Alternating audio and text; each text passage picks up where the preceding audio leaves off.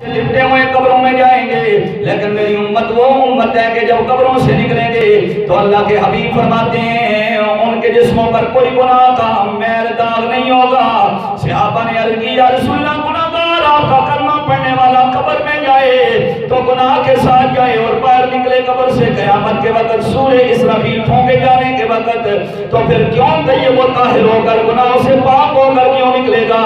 اللہ کے حبیب نے فرمایا استغفار المومنین، سونے محبوب نے فرمایا جب بھی مومن قبرستان سے گزرتے ہوئے دعا کریں گے اللہ قبر والوں پر اتنی رحمت کا نور فرماتا ہے کہ اگر خاص اپنے ابا جی اماں جی اپنی بہن یا والدہ کے لیے بیوی کے لیے دعا کر کے گزرا اللہ رب العالمین سارے قبرستان والوں کو محروم نہیں کرے گا بلکہ وہ ثواب ایسے تقسیم فرمائے گا کہ قیامت تک یہ سلسلہ چلتا جائے گا۔ میری امت قبروں سے نکلے گی تو انبیاء کرام ان کے چہروں کو دیکھ کر کہیں گے یہ وہ لوگ ہیں جنہوں نے آمنہ کے لال کا کلمہ پڑھ رکھا تھا۔ تو پھر لب کھول کے بولیے سب سے اولا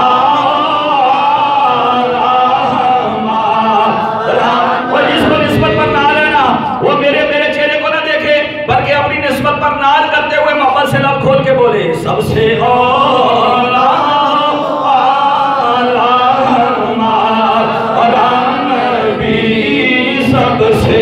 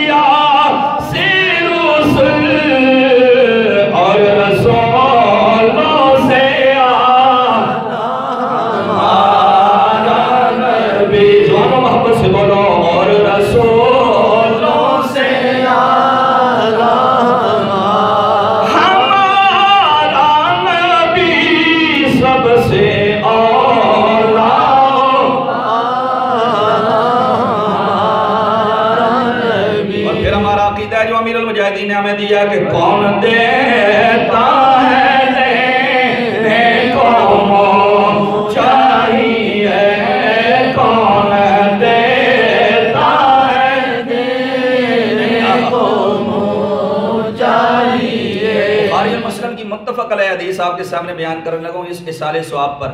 سرکار دو عالم نبی پاک صاحب الولاق صلی اللہ علیہ وسلم تشریف لے جا رہے ہیں، دراز گوشت پر سوار ہیں۔ دراز گوشت جانتے ہو نا؟ دراز گوشت گدھے کو کہتے ہیں۔ امام بصیری شرف الدین بصیری رحمہ اللہ نے دیوان جو لکھا ہے اس میں ایک شعر ہے جس کا ترجمہ ہے میں اس نبی پہ قربان جاؤں کہ جنہوں نے براق پر سواری کرنے کے بعد عاجزی کے ساتھ دراز گوشت پر سواری فرمائی۔ سبحان اللہ۔ ٹھیک ہے، آج کل بندہ لینڈ کروزر پہ چڑھا ہوا اور پھر اس سائیکل پہ آتے ہوئے بڑی تکلیف ہوگی۔ ٹھیک ہے، گاڑی کے اوپر چلنے کی عادت ہو، موٹر سائیکل پہ سواری کرتے ہوئے اس کو بڑی تکلیف ہوگی کہ عروج سے زوال پر آنا بڑا مشکل ہے، لیکن امام بصیری فرماتے ہیں میں اس نبی کی عاجزی پہ قربان جاؤں جو سواری سرکار کو نصیب ہوئی ہے کسی کو رب نے عطا ہی نہیں فرمائی، لیکن اس کے بعد بھی حضور نے دراز گوشت پر سواری کی۔ لیکن دراز گوشت سے بھی گھٹیا ترین وہ انسان ہے جس کو ناموس رسالت کی پرواہ نہ ہو۔ یہاں تو دراز گوشت بھی حضور کی محبت میں ایسا فریفتہ ہوتا ہے کہ نبی پاک کی جدائی برداشت نہیں کرتا اور دیواروں سے ٹکڑے مار مار کے آخر ایک کنویں میں گر کر اس یافور نامی حضور کے دراز گوشت نے جان دے دی تھی۔ نبی پاک سے عرض کیا تھا یا رسول اللہ صلی اللہ علیہ وسلم آخری نبی ہیں اور میں اس نسل میں آخری دراز گوش ہوں، میرے آبا و اجداد کی پشت کے اوپر انبیاء سواری کرتے رہے ہیں اور میں ایک یہودی کے قبضے میں تھا اور جب بھی وہ میری پشت پر سوار ہوتا میں اس کو گرا دیتا تھا اور میں کہتا تھا او کمینیا تو میری پشت پر نہ، میری پشت پر کونین کا والی سوار ہوگا۔ سب سے اولا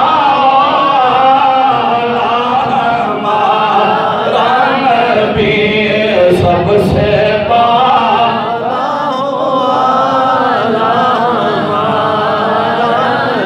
مجھے بتاؤ سنی مسلمانوں، مجھے بتاؤ جو دو ٹانگوں والا دراز گوشت سے زیادہ بدتر ہو جائے وہ جو اس سے زیادہ بدتر ہو جائے، جس کے بارے میں پرانے بزرگ کہتے ہیں کہ نکیاں آنے ہونے سے رو نکی ہو، یہ زبان تے منہ تے زبان تے لفظ نہ لے آؤ، 40 دن زبان ناپاک ہوتی ہے.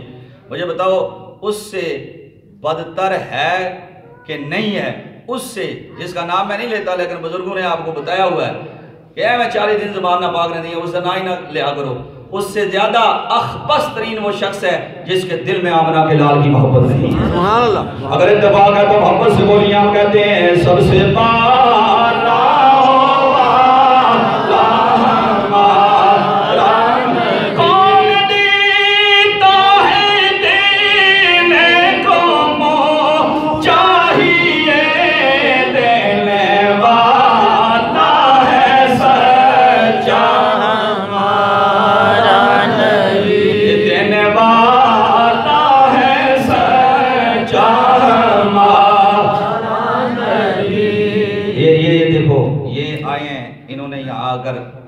جو اپنی طرف سے محبت اور عطیہ یہاں پہ رکھا ہے، ان کا منہ ہے تو یہاں پہ رہے گا. اعلیٰ حضرت کے شعر کو سمجھو. امام علیہ السلام فرماتے ہیں رب دیتا ہے لیکن رب فرماتا ہے کہ میں دیتا ہوں لیکن اپنے محبوب کے منہ سے دیتا ہوں. سبحان اللہ. میں دیتا ضرور ہوں، واللہ یوتی وانما انا قاسم. سرکار فرماتے ہیں دیتا رب ہی ہے، لیکن دینے کے لیے مثلا یہ مجھے کچھ پیش کریں گے تو ان کا چہرہ ہے، یہ ہاتھ آگے کریں گے، پتہ چلے گا جناب مولانا صاحب نے مجھے کچھ دیا، ان دوستوں نے کچھ پیش کیا. ٹھیک ہے، رب العالمین چہرے سے، ہاتھ سے، ان چیزوں سے پاک ہے، اس کے ہاتھ نہیں ہے، لیکن جب وہ اپنے ہاتھ کا اشارہ کرتا ہے تو فرماتا ہے ید اللہ فوق ایدیہم. فرمایا میرے ہاتھ وہی ہیں جو میرے حبیب کے ہاتھ ہیں. ٹھیک ہے، حضور دراز گوش پہ سوار ہیں، اچانک دو قبروں کے پاس سے. یہ بخاری اور مسلم کی متفق علیہ حدیث ہے، جس پر یہ دونوں جمع ہو جائیں اس حدیث پر کوئی اعتراض نہیں ہو سکتا. دونوں جمع ہیں کہ نبی پاک صلی اللہ علیہ وسلم کی دراز گوش نے اگر یہاں دونوں ٹانگیں اوپر اٹھا لی، اگلی دونوں ٹانگیں اوپر اٹھائیں. صحابہ کہتے ہیں قریب تھا کہ حضور زمین پہ تشریف لے آتے، نبی پاک صلی اللہ علیہ وسلم زمین پر تشریف لے آتے، قریب تھا. اور حضور صلی اللہ علیہ وسلم فرمایا اے میرے صحابہ جانتے ہو میری دراز گوش نے دونوں ٹانگیں اگلی کیوں اٹھائی ہیں؟ سرکار ہمیں تو معلوم نہیں. فرمایا ان دونوں قبر والوں کو عذاب ہو رہا ہے، ان دونوں قبر والوں کو عذاب ہو رہا ہے. یعذبان وما یعذبان من کبیر. عذاب تو ہو رہا ہے لیکن عذاب کسی کبیرہ گناہ کی وجہ سے نہیں ہو رہا. یہ نہیں کہ وہ حرام کھاتے تھے، یہ نہیں کہ جناب وہ ٹھگ باز تھے، یہ نہیں کہ وہ چوریاں کرتے تھے، یہ نہیں کہ وہ قتل و غارت کرتے تھے، یہ نہیں کہ وہ شراب نوشی کرتے تھے، یہ تو بڑے کبائر گناہ ہیں. یہ نہیں کہ والدین کی نافرمانی کرتے تھے.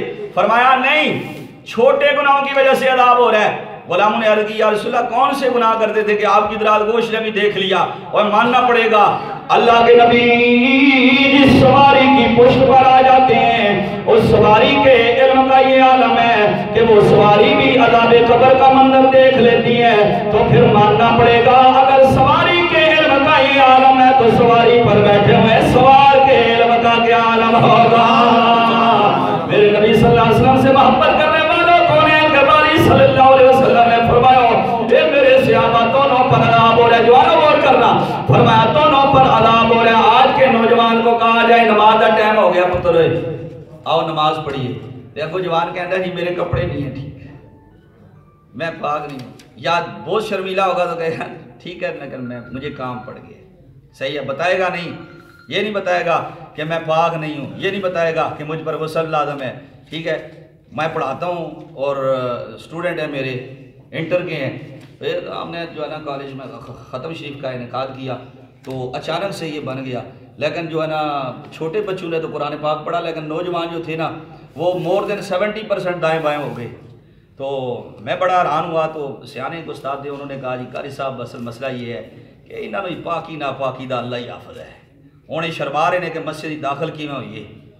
تو میرے سرکار کا فرمان سنو. اللہ کے نبی صلی اللہ علیہ وسلم نے فرمایا دونوں پر عذاب ہو رہا ہے قبر کے اندر اور بڑے گناہ کی وجہ سے عذاب نہیں ہو رہا. ایک غیبت کیا کرتا تھا، چغل خوریاں کیا کرتا تھا، اور دوسرا پیشاب کے چھوٹے چھوٹے قطروں سے اپنے جسم اور کپڑوں کو محفوظ نہیں رکھتا تھا. اللہ نے ان چھوٹے دونوں گناہوں کی وجہ سے جس کو دنیا والے حقیر سمجھتے ہیں آج اللہ نے ان کو عذاب میں مبتلا رکھا ہوا ہے. میں قربان جاؤں سنی مسلمانوں یہاں روک کر ایک تحقیقی مسئلہ بتا دوں اور ایک عقیدہ آپ کو بتا دوں. میرے نبی صلی اللہ علیہ وسلم نے فرمایا یہ دونوں یہ عمل کیا کرتے تھے، حالانکہ قبریں بڑی پرانی ہیں، حضور کی آمد سے بھی پرانی قبریں ہیں، وہ تو اپنی زندگی میں عمل کیا کرتے تھے، زندگی میں عمل کیے، پھر مرے، پھر قبر میں گئے، اور حضور فرماتے ہیں یہ دو صغیرہ گناہ کیا کرتے تھے۔ جو نبی اپنی عمل سے پہلے والوں کے عمل سے باخبر ہے، وہ تیرے عمل بھی جانتا ہے، وہ میرے عمل بھی جانتا ہے۔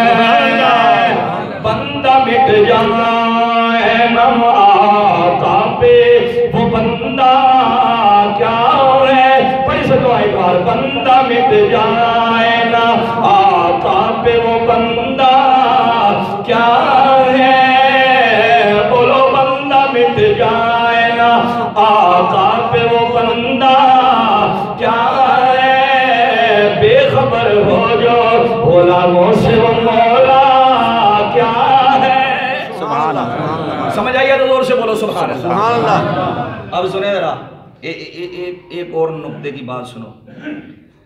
نبی پاک صلی اللہ علیہ وسلم نے سینکڑوں صحابہ کرام کو اپنے دست مبارک سے دفن کیا، بس 70 اصحاب پاک تو احد میں تھے نا جو شہید ہوئے، نبی پاک صلی اللہ علیہ وسلم اپنے ہاتھوں سے ان کو قبر میں اتار رہے تھے، سبحان اللہ، ہاتھوں سے قبر میں اتار رہے تھے۔ اور حضور کے پیارے چچا حب الامام حضرت امیر حمزہ کے لیے کفن پورا نہیں ہو رہا تھا، اگر پاؤں ڈھانکو تو سر ننگا ہو جائے، سر ڈھانکو تو پاؤں ننگے ہو جائیں، یہاں تک کہ پھر سر کو ڈھانکا گیا کپڑے سے اور پاؤں کے اوپر گھاس رکھی گئی، اور سید الشہداء امیر حمزہ کو قبر میں اتارا گیا۔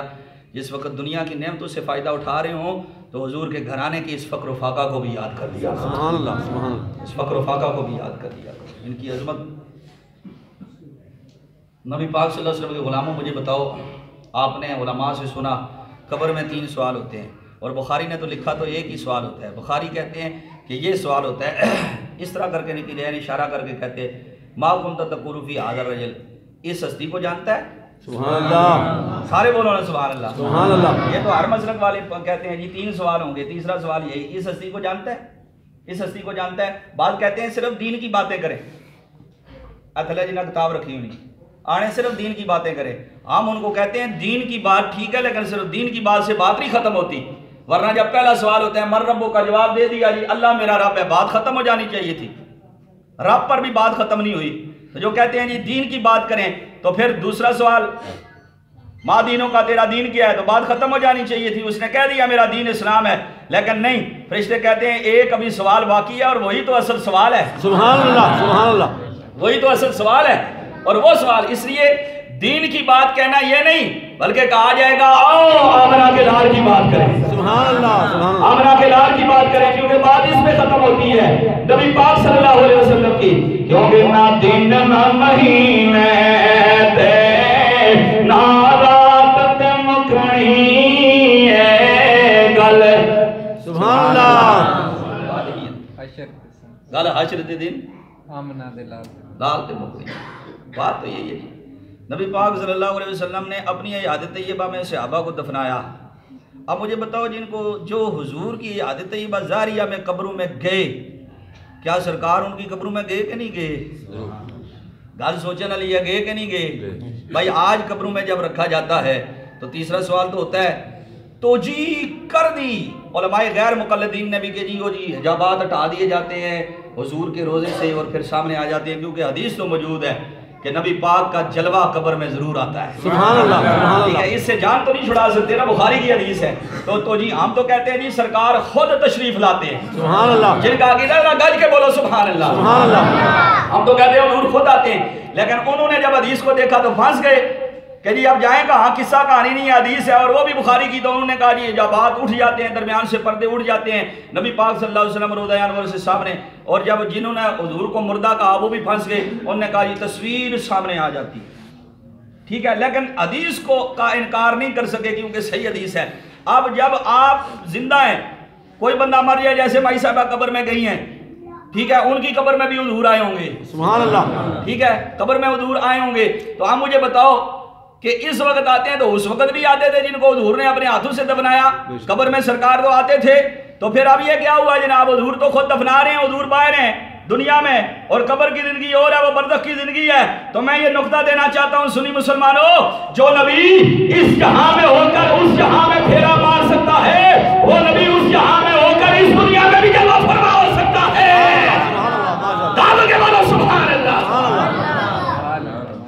پاک صلی اللہ علیہ وسلم کے لیے یہ دیواروں کی قید و بند کوئی معنی نہیں رکھتی ہے۔ میرے سرکار نے فرمایا صحابہ ان کو عذاب ہو رہا ہے، عذاب اس گناہ کی وجہ سے ہو رہا ہے۔ اس لیے یہ فقہ کا مسئلہ ہے کہ شریعت میں چھوٹے گناہ کو چھوٹا سمجھا جائے کہ نکا جا گناہ ہے وہی کبیرہ بن جاتا ہے۔ وہی گناہ کیا بن جاتا ہے؟ کبیرہ۔ اب قرآن کے والی نے کیا کیا؟ صحابہ کرام کو فرمایا کہ یہ گناہ کرتے تھے، اس لیے جوانوں بچ جاؤ اور تزکیہ کرو، نگاہوں کو پاک رکھو۔ انٹرنیٹ آپ کے سامنے ہے لیکن خدا رہا اس پر اچھی چیزیں دیکھیں۔ کبھی آپ کو توفیق ہوئی کہ فلاں حدیث کو میں تلاش کروں، کبھی توفیق ہوئی کہ جناب میں دیکھ لوں میری نماز صحیح نہیں ہے، گوگل پہ میں لکھوں جناب کہ نماز پڑھنے کا صحیح فقہ حنفی کا طریقہ۔ کبھی توفیق ہوئی یہ مسئلہ مجھے پتہ نہیں ہے، اس مسئلے کو دیکھوں۔ ٹھیک ہے، اقبال نے کہا تھا نگاہ پاک ہے تیری تو پاک ہے دل بھی۔ سبحان اللہ۔ نگاہ پاک ہے، یہ پہلی منزل ہے۔ سیدی اعلیٰ حضرت نے رنڈیوں کو دیکھ کر اس طرح کر کے کپڑا اوپر کیا تھا، نگاہ چھپائی تھی۔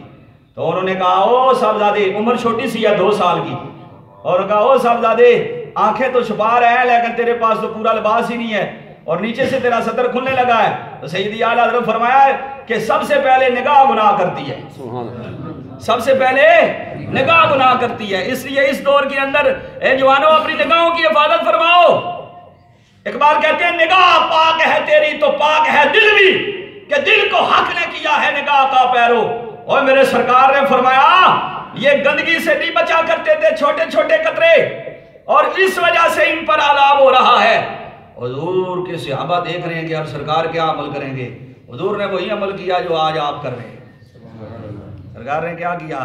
ایک کھجور کی تر ٹہنی کو دیکھا، نبی پاک صلی اللہ علیہ وسلم نے اس کو پکڑا، اتار کر شقہ اس کو 2 ٹکڑے کر دیا، ایک ٹکڑا ایک قبر پہ نصب کر دیا، دوسرا دوسری قبر پہ نصب کر دیا، اور زبان حق ترجمان سے فرمایا اے صحابہ تم انسان ہی اللہ کی تسبیح نہیں کرتے ہو، جتنی تر چیزیں ہیں سونے رب کی تسبیح کرتی ہیں، جب تک یہ تر رہیں گی یہ اللہ کی تسبیح بیان کرتی رہے گی، قبر والوں سے عذاب اللہ ہلکا فرماتا رہے گا۔ سبحان اللہ۔